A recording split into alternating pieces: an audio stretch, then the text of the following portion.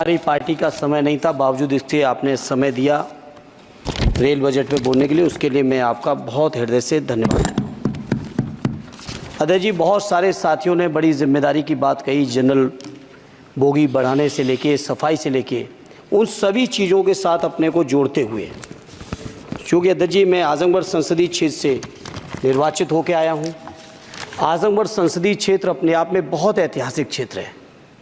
अल्लामा शिबली नुमानी, कैफ़ी आज़मी, अयोध्या प्रसाद हरियोत से लेके तमाम जो हमारे एक से एक महान लोगों की ये सरजमी रही है।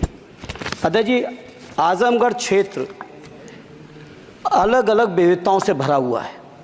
आजमगढ़ के लोगों को जहाँ रोज़गार के लिए मुंबई जाना पड़ता है, वहीं शिक्षा के लिए आजमगढ़ के लोगों को इलाहाबाद और प्रयागराज की ज़रूरत पड़ती है।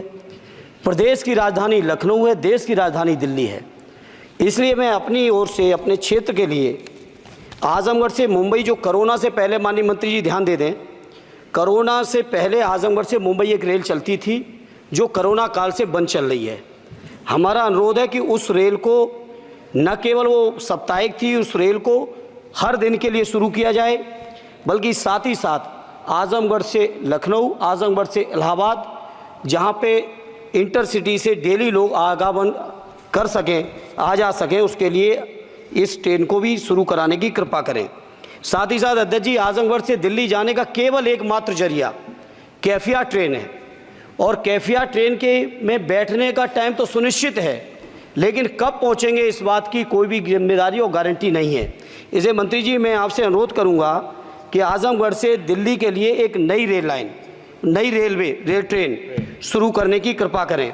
मैंने जनरल बजट की चर्चा में भी जिक्र किया था, आजमगढ़ से बनारस से बायां आजमगढ़ गोरखपुर तक नई रेल लाइन का बड़ा प्रचार किया गया। अध्यक्ष जी, हमसे पूर्व सांसद ने बहुत प्रचार किया कि हमने सैंक्शन करा दिया है, लेकिन उस पर अभी एक भी रुपए की बजट न स्वीकृत है, न उस योजना का स्वीकृत है। सर्वे ज़रूर हुआ है, डीपीआर ज़रूर बनी है, लेकिन उसकी स्वीकृति मंत्री जी और फंड अभी बाकी है।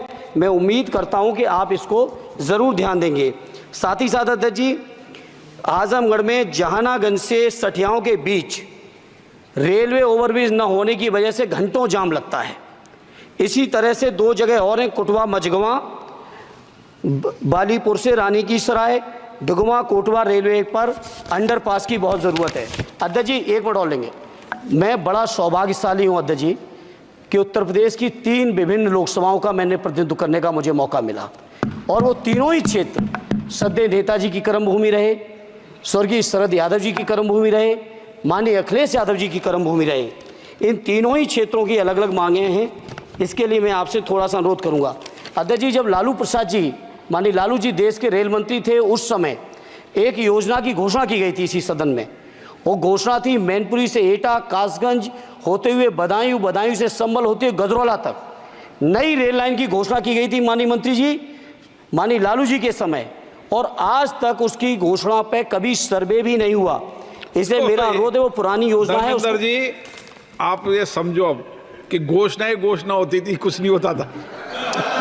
नहीं, उसके बाद 10 साल से तो आप भी हैं, 10 साल से ये भी हैं अध्यक्ष जी, ऐसा नहीं है 10 साल से ये भी बैठे हैं। चूंकि हमारी पार्टी के पास समय कम है, इसलिए हम उसको ज़्यादा लंबा नहीं कहेंगे। दूसरा, मैनपुरी से घोषणा नहीं की थी, घोषणा उन्होंने की तो पूरा करना इनकी भी जिम्मेदारी है कि अध्यक्ष जी, विभाग नहीं बदल गया है, भारत सरकार की जिम्मेदारी है। आज जो ये मंत्री जी घोषणा करेंगे, अगले मंत्री की जिम्मेदारी बनेगी, अगले मंत्री की जिम्मेदारी बनेगी।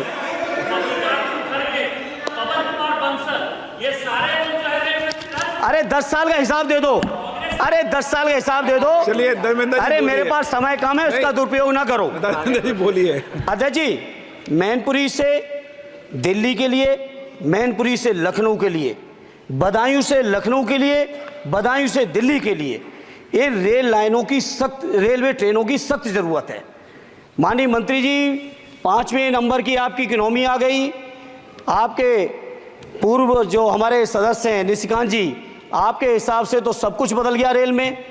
अरे कुछ तो दे दो कि केवल उधर के लिए सब कुछ है, बिल्कुल सही, केवल सब कुछ उधर के लिए है।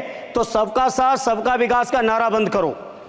और अगर नारा देना है, नारे को सच बनाना है, प्रधानमंत्री जी की बात को सही साबित करना है, तो माननीय मंत्री जी ये जो मांगे हमने रखी हैं, आजमगढ़ लोकसभा के लिए रखी, मैनपुरी के लिए रखी, आजमगढ़ के लिए, बदायूं के लिए रखी, संभल के लिए रखी, एटा के लिए रखी, इन सभी को पूरी कर दीजिए मंत्री जी।